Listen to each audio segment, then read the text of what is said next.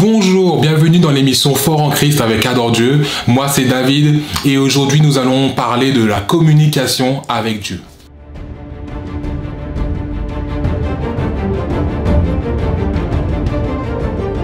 J'entends souvent des personnes me dire franchement David en ce moment j'arrive pas à prier, franchement David en ce moment j'arrive pas à lire la Bible. Ce sont les deux façons qui reviennent régulièrement dans tout ce qui est communication avec Dieu.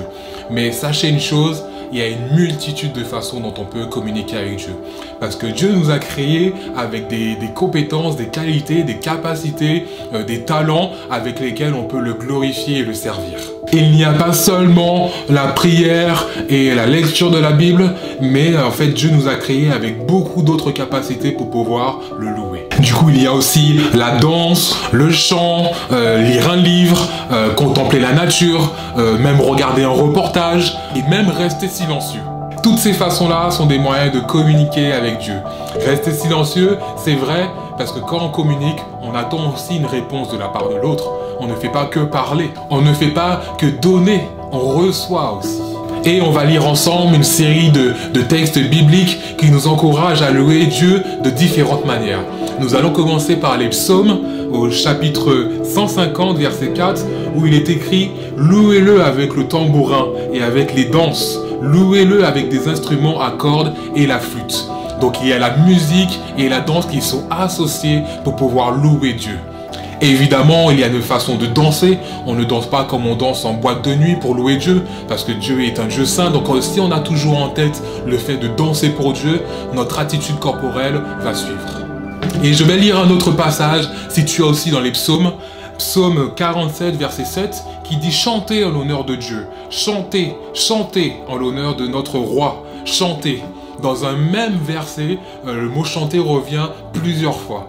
Donc vous pouvez aussi chanter, louer Dieu par le chant, mettez une musique en fond et puis vous pouvez aussi chanter. Ne vous occupez pas de chanter faux, de chanter mal. Dieu vous écoute quand même, même si vous chantez pas très bien. Il connaît les dons, il connaît les talents qu'il vous a donnés. Si vous voulez chanter, n'hésitez surtout pas, parce que Dieu vous a donné une voix, non seulement pour lui parler en priant, mais aussi pour le chanter en le louant. Et je parlais tout à l'heure de pouvoir louer Dieu aussi à travers les reportages ou le fait de contempler la nature. Et on peut le voir dans Proverbes, chapitre 6, versets 6 à 8, où le texte dit « Va vers la fourmi paresseux, observe son comportement et deviens sage. Elle n'a ni chef, ni inspecteur, ni supérieur. En été, elle prépare sa nourriture pendant la moisson. Elle récolte de quoi manger. » Et on voit que l'homme qui a été inspiré par ce texte a pris le temps de regarder les fourmis pour voir comment elles marchaient, comment elles vivaient, dans quel lieu elles habitaient. Et en fait, il a pris le temps de contempler la nature, la création de Dieu. Et ça aussi, c'est une chose qu'on peut faire pour louer Dieu et dire merci Seigneur, tout ce que tu as créé est magnifique. Le ciel, la terre, les animaux et tout ce qui m'entoure est magnifique. Je suis aussi magnifique. Je suis quelqu'un, une créature extraordinaire. Non pas pour se glorifier et être orgueilleux, mais dire à Dieu, mais en fait, la façon dont tu m'as créé, mes empreintes, le fait que je puisse parler, c'est quelque chose d'excellent que tu as fait, de parfait. Et moi, je suis quelqu'un qui aime beaucoup le ciel, les étoiles, et il y a un texte qui me plaît beaucoup et qui dit dans les psaumes, chapitre 8, versets 4 à 6, « Quand je contemple le ciel, œuvre de tes mains, la lune et les étoiles que tu y as placées, je dis, qu'est-ce que l'homme pour que tu te souviennes de lui, et le fils de l'homme pour que tu prennes soin de lui.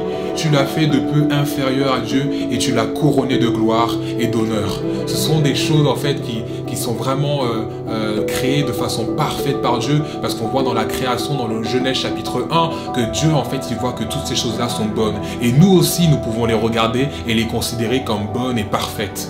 J'évoquais le silence tout à l'heure et il y a un passage dans la Bible qui dit dans Lamentation chapitre 3 verset 26, « Il est bon d'attendre en silence le secours de l'Éternel. » Et on a tendance à vouloir toujours être actif, toujours vouloir parler, être vraiment toujours en mouvement pour se dire en fait si je bouge pas, en fait ça va pas glorifier Dieu. Mais Dieu il attend parfois en fait qu'on reste en silence, posé pour pouvoir l'écouter et attendre son secours. C'est une des choses en fait qu'il ne faut pas évidemment faire tout le temps, mais en fait Dieu nous demande aussi de le faire parfois pour pouvoir l'entendre et l'écouter. Je citais tout à l'heure le fait de communiquer avec Dieu, et quand on parle avec quelqu'un, on attend toujours une réponse. Quand on pose une question, on attend toujours une réponse. Et bien souvent, quand on a fini de prier, on a fini notre prière, on se lève, on s'en va et on n'attend pas, on ne reste pas un moment silencieux pour dire au Seigneur, réponds-moi. Seigneur, j'attends une réponse. Et même si la réponse peut venir dans 2-3 ans après, en fait, il est toujours bon d'attendre en silence la réponse du Seigneur. J'espère que cette vidéo vous aura encouragé dans votre communication avec Dieu.